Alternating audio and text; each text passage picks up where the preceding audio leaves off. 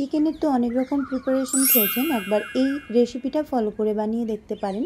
স্বাদ কিন্তু অসাধারণ হয়। যেহেতু রেসিপিটার মধ্যে অনেকটা পরিমাণ দই দেওয়া আছে, গরমের সময়ের জন্য কিন্তু একেবারে আদর্শ। প্রথমেই চিকেনটাকে ভালো করে ওয়াশ করে লবণ, গোলমরিচ আর আদা বাটা দিয়ে ম্যারিনেট করে রাখছি। এই রেসিপিটাতে দইয়ের সঙ্গে গোলমরিচ কিন্তু খুব ভালো যায়। আর আদা বাটা দেওয়ার সঙ্গে সঙ্গে আমি এর মধ্যে দিয়ে দিলাম একটা পাতিলেবুর দুটো সাইড কেটে নিয়ে পুরো রসটা এর মধ্যে দিয়ে দিলাম, যাতে করে চিকেনের যে একটা গন্ধ থাকে সেটা চলে যাবে। এটা খুব ভালো করে মাখিয়ে নিয়ে অন্তত 1.5 থেকে 2 ঘন্টা ওটা ম্যারিনেট হতে রেখে দিলাম। ঘন্টা দেড়েক পর একটা কড়াই বসিয়ে হাফ কাপ মতো সয়াবিন তেল গরম হতে দিলাম। ফোড়নে যাবে একটা দারচিনি, স্টার ফুলের অর্ধেকটা অংশ, জয়িত্রীর 1/4 ভাগ আর দুটো ছোটো এলাচ, মুখটা অবশ্যই করে ফাটিয়ে নিয়ে 2-3টে লবঙ্গ। তারপর গোটা জিরে হাফ টিস্পুন দিয়ে দিলাম। ভালো করে ফোড়নটা সুন্দর একটা মিষ্টি গন্ধ বেরোনো পর্যন্ত ভেজে নিলাম। তারপর দুটো বড় সাইজের পেঁয়াজকে এইভাবে ঝুড়ো ঝুড়ো করে একদম ফাইনলি সরু সরু চপ করে নিয়ে দিয়ে দিলাম। কিছুটা দিচ্ছি আমি ভাঙা আধ ভাঙা গোলমরিচ, সেটা কিছুটা এর মধ্যে দিয়ে দিলাম। এর সঙ্গে দিয়ে দিচ্ছি 1 টেবিল স্পুন মতো রসুন বাটা আর 1 টিস্পুন মতো দিচ্ছি আদা বাটা। ভালো করে আদা রসুনের গন্ধটা চলে যাওয়া পর্যন্ত ভাজতে হবে। সঙ্গে একটু টমেটো কুচি অ্যাড করে দিলাম, যেহেতু দই দেবো টমেটোটা খুব বেশি দিলাম না। এখন এগুলো একটু ভাজা ভাজা হতে হতে আমি দইয়ের প্রিপারেশনটা করে নেবো। যেহেতু এটা দই চিকেন, দইটা একটু বেশি মাত্রায় লাগবে। আমি এখানে 150 গ্রাম মতো দই নিয়ে নিয়েছি। খুব ভালো করে দইটাকে ফেটিয়ে নিচ্ছি যতক্ষণ না একটা ক্রিমি টেক্সচার আসছে। এই রেসিপিটাই মশলা হিসেবে রোস্টেড জিরে পাউডার আর দিয়ে দিচ্ছি হাফ টিস্পুন মতো গরম মশলা পাউডার।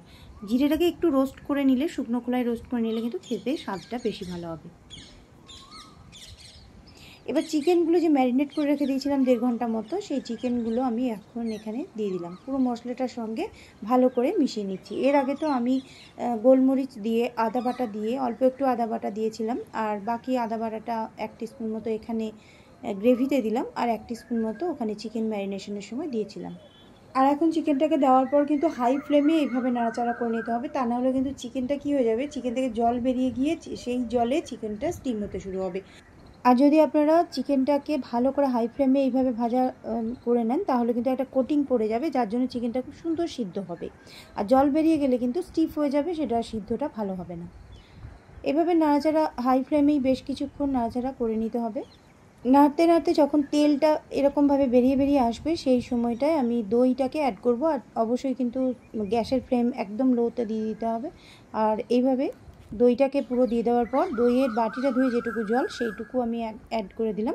ভালো করে এবার চিকেনটার সঙ্গে মিশিয়ে নেব। মিশিয়ে নিয়ে এইবার আমি ঢাকনা চাপা দিয়ে 15 থেকে 17 মিনিট মতো কুক করতে দেব।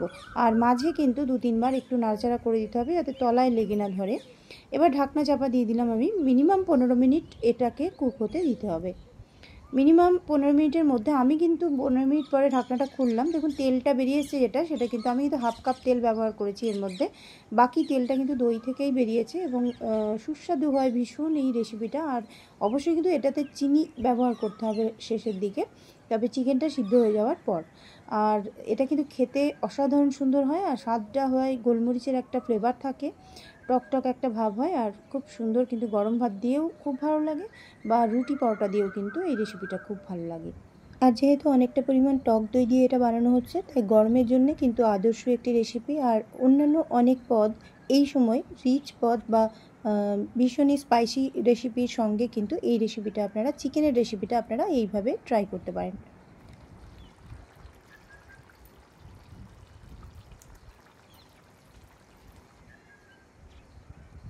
কথা বলতে বলতে আমি এখানে কিছু ধনেপাতার কুচি ছড়িয়ে দিয়েছি, সঙ্গে আমি দিয়ে দিচ্ছি স্বাদের ব্যালেন্সের জন্য চিনি। এই রেসিপিটাতে কিন্তু চিনিটা কিন্তু একদম শেষে, যখন চিকেনটা সিদ্ধ হয়ে যাবে ভালো, তখন কিন্তু অবশ্যই করে কিন্তু দিতে হবে, নাহলে টকের পরিমাণ বেশি হয়ে গেলে ভালো লাগবে না অতটা।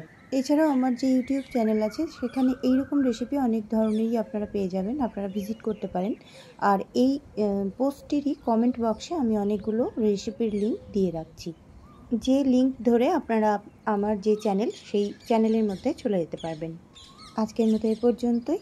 আবার দেখা হচ্ছে আগামী কোনো রেসিপি নিয়ে। অনেক শুভেচ্ছা রইল, সবাই খুব ভালো থাকবেন।